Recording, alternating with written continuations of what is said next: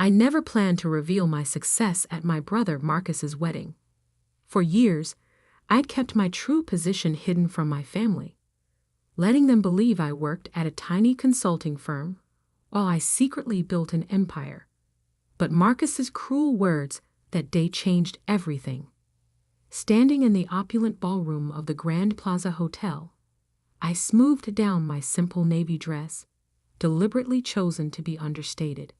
Around me, crystal chandeliers cast a warm glow over elaborately decorated tables while waiters circulated with champagne. This was exactly the kind of ostentatious display Marcus loved, a chance to show off his supposed success to everyone. Sophie, my mother's voice cut through my thoughts. There you are. Why aren't you mingling? Everyone's asking about you. Her eyes swept critically over my dress, her lips pursing slightly. Though I suppose there's not much to tell.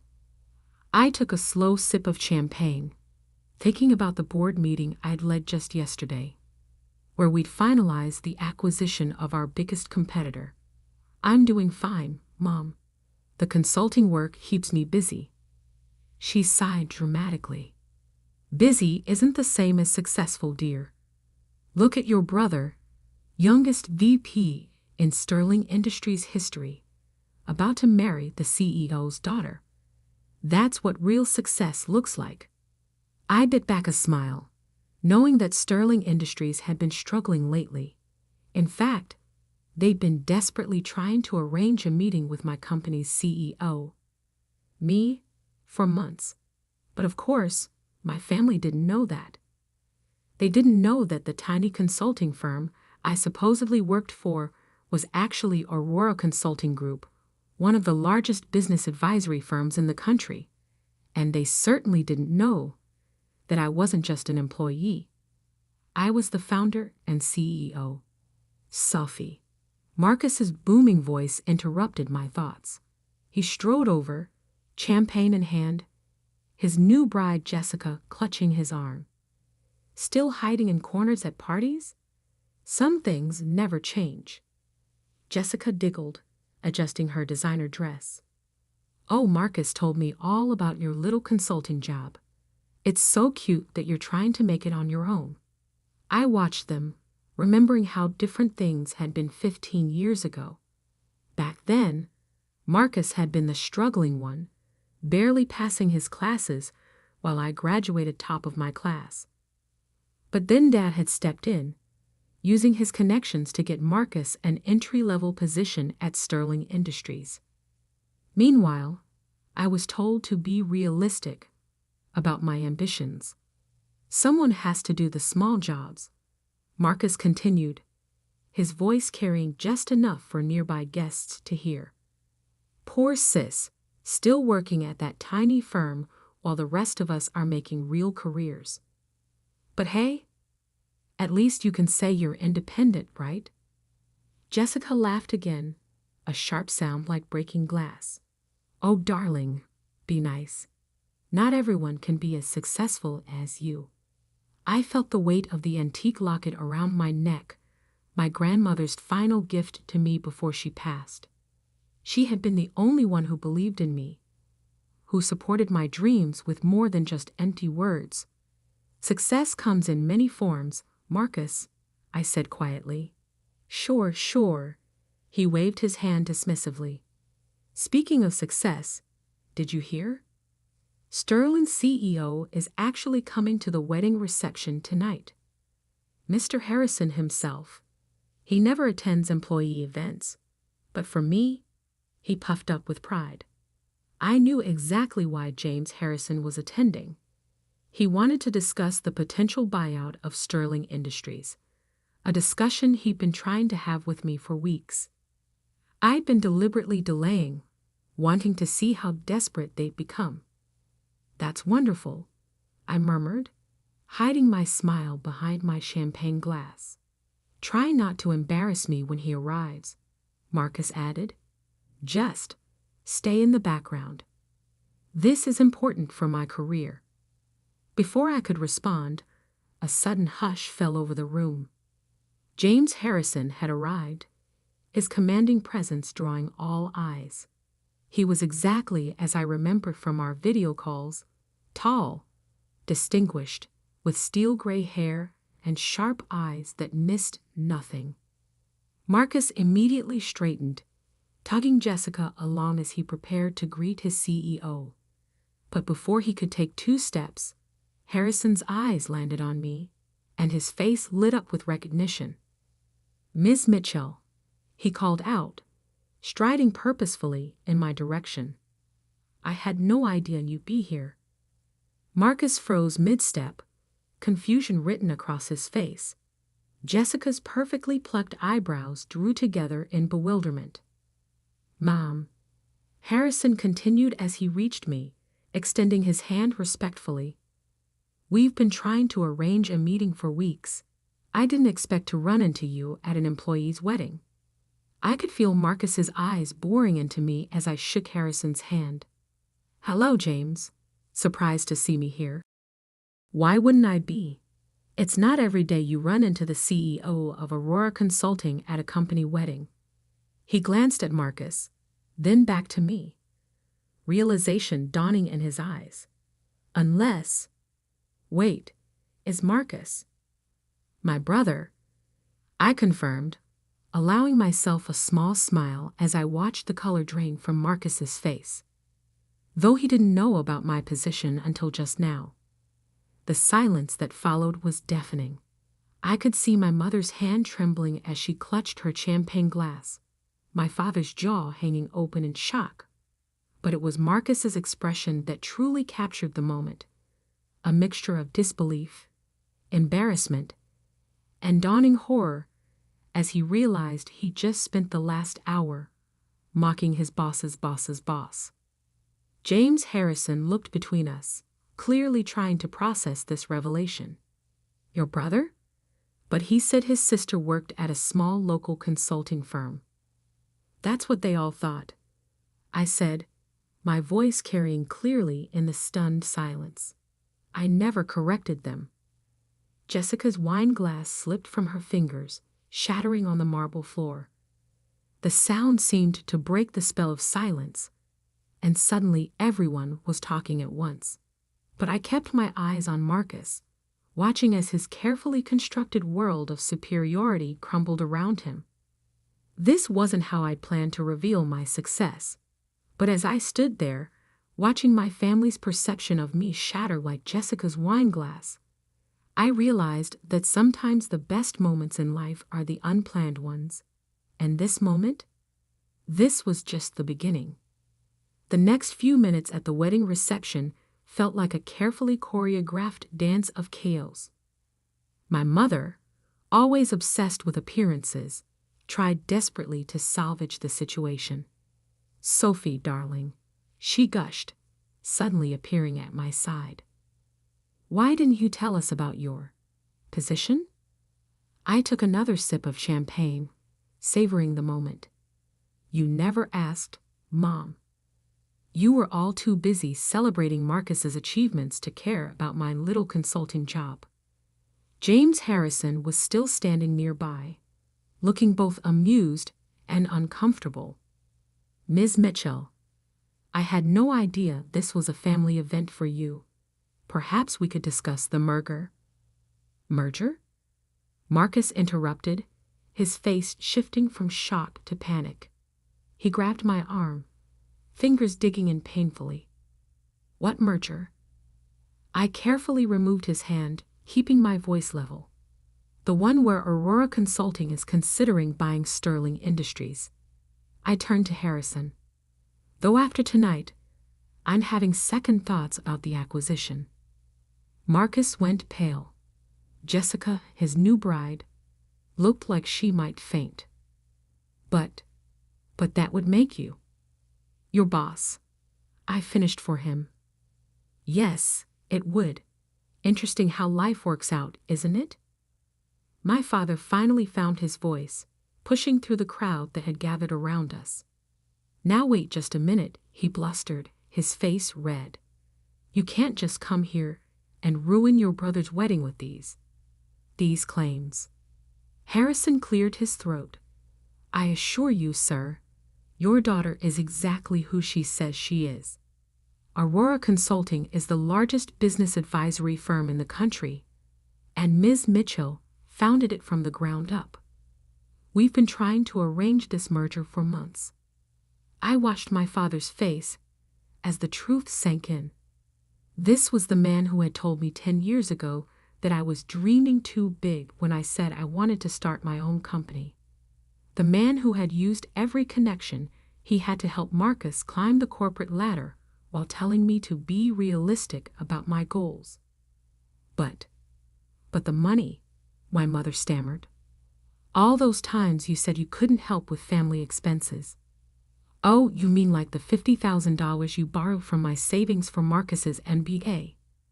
I kept my voice calm, but I could feel years of resentment bubbling up. The money you never paid back because, and I quote, Marcus needs it more for his future. Jessica stepped forward, her wedding dress rustling. Marcus, darling, did you know about this? About her company? Of course not, he snapped, then tried to compose himself. Sophie's she's always been jealous of my success. This must be some kind of mistake. Harrison raised an eyebrow. The only mistake, Mr. Mitchell, was apparently your understanding of your sister's position in the business world. Aurora Consulting's annual revenue is more than Sterling Industries has made in the past 5 years combined. The ballroom had gone completely silent. Every guest was watching our family drama unfold like it was a live theater production. Marcus's perfect wedding was quickly becoming the talk of the corporate world, but not for the reasons he'd hoped. I think, I said quietly, we should continue this discussion somewhere more private. I nodded to Harrison. James, would you mind giving me a moment with my family? He nodded graciously and stepped away. I led my family to a private room off the main ballroom, closing the door behind us. The silence was deafening. How dare you? Marcus finally exploded. This is my wedding day. You couldn't just let me have this one thing. I laughed, but there was no humor in it. One thing?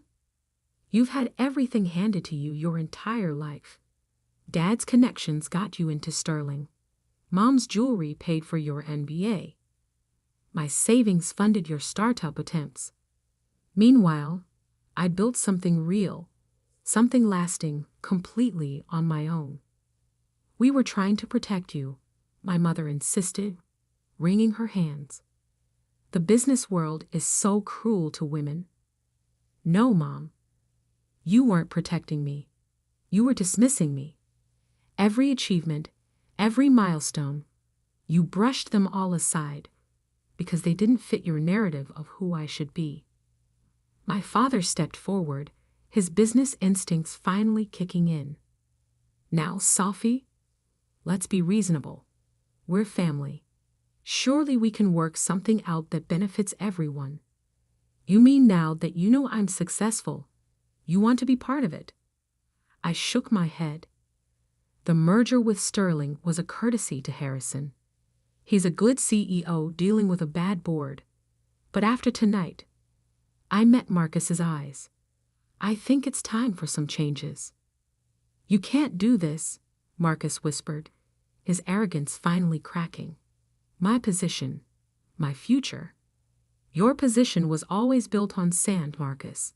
You've lost 3 major clients this year alone. The only reason you still have a job is because of your connection to Jessica's family. I straightened my simple navy dress. But don't worry.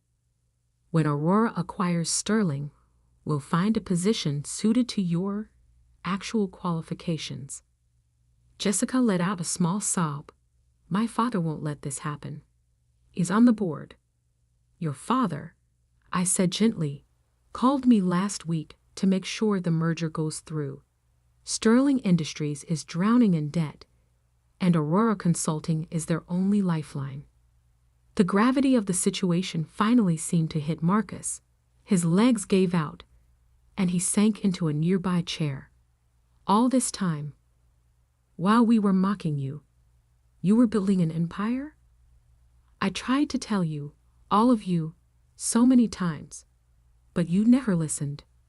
You were too busy planning Marcus's next promotion, too focused on maintaining the perfect family image. I moved toward the door. Well, now you know the truth, and things are going to change. Sophie, please, my mother called out as I reached for the handle. We're still family. I paused, my hand on the door. Family? I turned back to face them. Family supports each other. Family listens. Family doesn't mock and dismiss and tear down. You weren't family when I was struggling. You don't get to claim family now that I'm successful. With that, I opened the door and walked back into the ballroom, leaving them to process the new reality of our family dynamic. Harrison was waiting for me near the bar, a knowing look in his eyes. Shall we discuss the merger terms, Ms. Mitchell? He asked quietly. I nodded, a small smile playing at my lips. Yes, James. I think it's time to reshape Sterling Industries, starting with the management structure. As we walked away to discuss business, I could feel my family's eyes on my back. The simple navy dress I'd chosen to seem understated now felt like armor. They had spent years underestimating me, dismissing my achievements, treating me like the family disappointment. But now they knew exactly who I was. And this was just the beginning of their education. The weeks following Marcus's wedding were exactly what I expected, a hurricane of family drama, desperate attempts at reconciliation, and not-so-subtle manipulation. My phone buzzed constantly with messages. Sophie, darling, let's discuss this like family. Mom, your brother is devastated. How could you do this to him? Dad, we need to talk about my position at Sterling. Marcus, my father wants to meet with you. Jessica. I ignored them all. I had a merger to complete. The morning of the Sterling Industries board meeting, I stood in my office on the top floor of Aurora Consulting's headquarters, adjusting my suit jacket. This wasn't the simple navy dress from the wedding. Today, I wore a tailored black Armani suit that screamed power and authority. No more hiding. My assistant Emma knocked on the door. Your brother is here again, Ms. Mitchell. Third time this week. I sighed, checking my watch. Send him in. Might as well deal with this before the board meeting. Marcus walked in, looking disheveled, a far cry from his usual polished appearance. His designer suit was wrinkled, his tie slightly askew. Sophie, please. You have to listen to me. I'm listening, I said, sitting behind my desk. Though I'm not sure what's left to say after your 20 voicemails and 37 texts. He ran a hand through his hair. Look, I know I was awful at the wedding. I know I've been dismissive of your work. But you can't just take over Sterling Industries. My whole life is there. Your whole life, I repeated slowly, was handed to you. Every opportunity, every promotion, every success, it was all arranged by Dad or bought with someone else's money, usually mine. That's not fair. Not fair. I stood up, placing both hands on my desk. What's not fair was using my savings for your MBA, without asking. What's not fair was mocking my tiny firm while I built an empire. What's not fair was treating me like a failure while I succeeded beyond anything you could imagine. I'm sorry, he whispered, and for the first time, I thought he might actually mean it. Sorry doesn't change the past, Marcus, and it doesn't change what's about to happen. I checked my watch again. The board meeting starts in an hour. I suggest you prepare yourself. What's going to happen to me? I sat back down, studying him. That depends on you. Aurora Consulting rewards competence, not connections. If you want to keep a position at Sterling after the merger, you'll have to earn it. Actually earn it. His face paled. You mean? Starting from the bottom. Learning the business properly. No shortcuts. No special treatment. I held up a hand as he started to protest. It's that or severance. Your choice. Just then, my office door opened again. This time, it was my parents, barging in despite Emma's protests. Sophie, my mother started, her voice quivering. We've been trying to reach you for weeks. I've been busy, I replied coolly. Running my tiny firm takes a lot of work. My father stepped forward, his face set in what I recognized as his negotiation expression. Honey, we need to talk about this rationally. You can't just destroy your brother's career over some past misunderstandings. Misunderstandings? I laughed. Is that what we're calling years of dismissal and disrespect now? We made mistakes, my mother admitted, wringing her hands. But we're family.